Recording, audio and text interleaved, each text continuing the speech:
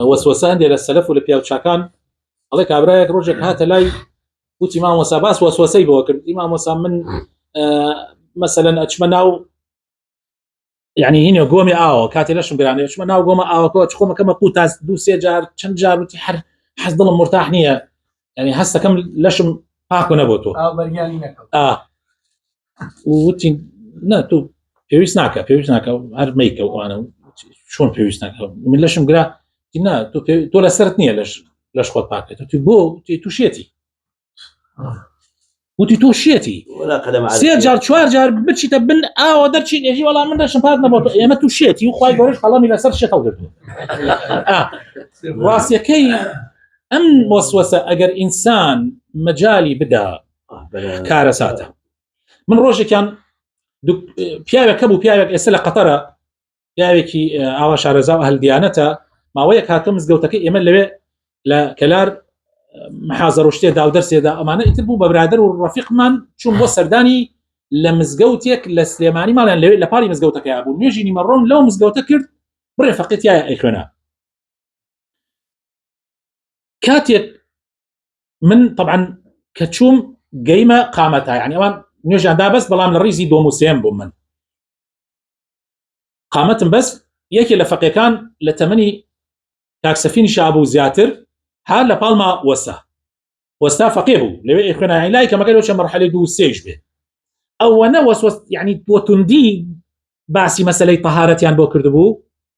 توشي وسوسه هاتبو يا باسي دزنج عن بوكر توشي وسوسه هاتبو هات لبالما اوتي نيتما يتنربت نيتما ما شو معنى الركوعات شو معنى السجود هل سياينه ولا ركعات هي نيتما شوار يا مركات دوم ما نكرت بخوا اما وكو خوي بوتاني واسك الايتر هروتي نيتما هو تشوار وركعات وبرده وركعات وكل ركعات حتى تشوارم ركعات ام هريت نيتما خلق لم لا وستار يزيت بس يا ايتر لشوارم ركعات كشوين الركوع يعجل رقم معنا هاتا الركوع يعني اما كارثاته واي شوم سرداني هندي تلبي خم ما نكرت كلا زانكو سليماني ان خنار لقسم داخلي باش ناو خوي لما ما ولا لا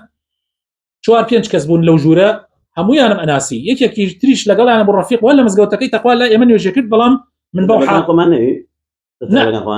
تلبي اي لنا تلبي كلار كلية شريعة بو كلية هندسة بو يتلك من شوم كوريك لا يمن يجيك بس من حاري من أزاني يتلوت مان كاك هالسن نيجي مغرب طبعا نجيشتين تيام بو نيجي عشاء وتمان هالسن بعد كاك دزنوش بقوي دزنوش بقريو بجماعة نيجيكين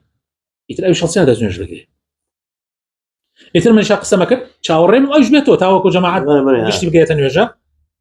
وتيان مامو سبا هالسن تقريبا شعرك شاورين كرت وتيان مامو سبا هالسن ايوتم تشاوري كاك فلان ناكين وتيان نو والله ما موسى تشاوري او بكي ما قال هبا خو تشاوري بلاي ايوتم بو وتيان ما موسى ام كرا نيو ساعات تاسيا شاركي بيتش بدسنجي وتي لا او دسا وتي ابدا امنيته امنا او صرفك حرشي ام بشيء ما يقش يزار بو شو كتنكران اي كاراني بلاي وتي انا قال خوي بشوا يتقر سر او قسم داخلي او لهيك انا لو تنكران انا يلته وتيان او يتحر نازان امن يج امنا بقرسيكا الله يخوز قاعد قد نجينا وسوسه بلايا وسوسه نقبتيه والله اجل حركه يتوشي وسوسه براسي يتر جياني لطالبه بلام اتوانيه شاره سرقي بتشيه به قشت مان وسوسه ما توش به من مجاري وايد ازوج اقرم اكو مره بمزود يجب اخو معي مسحي سرت نكرت زانایان ئەڵێن ئەگەر مەسحی سەرتیش نەکردی بێ مەگەڕێرەوە جارێکی مش لەجهاد ئەو خەڵکە هەیە زۆر خراپ وەسوەسە مەدەدەمێەوە دینی ئیسلام دینی وەسوەسە نییە کەوابوو یعنی پێویستە ئینسان خۆی نەخاتە ناو وەسوەسە يعني نمخبلەوە حەدیثە بەڵام کە لە هینە تەلەڤیزیۆنە بعض ئەحادیث و مواعظە ئەخوێن چون پێغەمبەر صلی الله علیه و سلم گوێلی ئاو دەجۆژی سەنێ الحديث بجولي ئاو دەجۆژی بە چوار گوێل غسلی کردووە ئەوە چوار گوێل غسلی یعنی سەلای خۆمان ڕۆیتە لە شوێنی دەستنوێژەکان جار مامۆسایانی ئاینی حەق بڕۆنە شوێن دەستنوێژەکان كاتي ابينن او خلق دزنوج اكري عجائبتي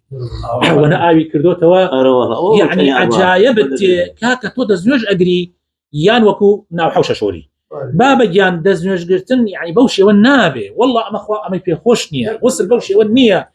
روجي كان لما زقوتي الشافعي لصاري نوتو دو فقيبوي نوتو دو نوتو سينو ما مسامى لا كريم شافعي لوي كابراك طبعا ما توزي الزوء شوين لهش دوام هندسي فيكر ناو حوشكا وكاتا خورتاو حوزكا لبان ناو حوشكا ابو قال لي دزنوش معنا نقول لخورتاو كذا دانشين تسار دنيا لبا خورتاو كذا دانشين نجي صحا معنا كدوانا كابراك همون روجيك او كاتا عربانه وشت نبو خلق وزنبيل شتي فروش كابراك زنبيل كي بيبو شتي افروش يعني اوتوماتو مثلا شي تيكردو معنا بقرع بكولانا كان ام كابرايا حمور روجيك هاد لي دزنوش يقولوا يجي صحايا طبعا من الواي فيات ام ناسيوا ام كابرايا هاد الرؤيه او دسكانو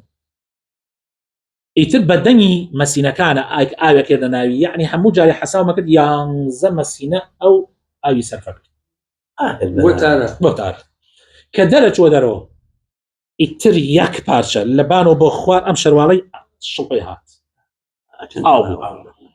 أم كابرايا قربو قر يعني هر قربو هذا جنوب يزانيش بيجي كان سبحان ما مصع عواي بياتو أم سرماتو أم من نبأتو أي دزنوش بإسراحات بقرم يجي أم أوا إما مسح معنا كل سر جوراب لبرون ساربو أو يعني بمشي وأوا تعرات يكردوا يا وقت بها تايدز نجيب كذا الله أكبر قات يا ربي من يوجنك من ما يجوا شو نبي يوجد لما تشاو أخا كي ديني إسلام ديني إسلام شل ربي بويك طهارته دفن جمالي مالي تياب كي وخرابة حب الذي الله السمحة الحنيفية واني ما موسى آسان كاري ويا وسوسنك بتيرا خرابة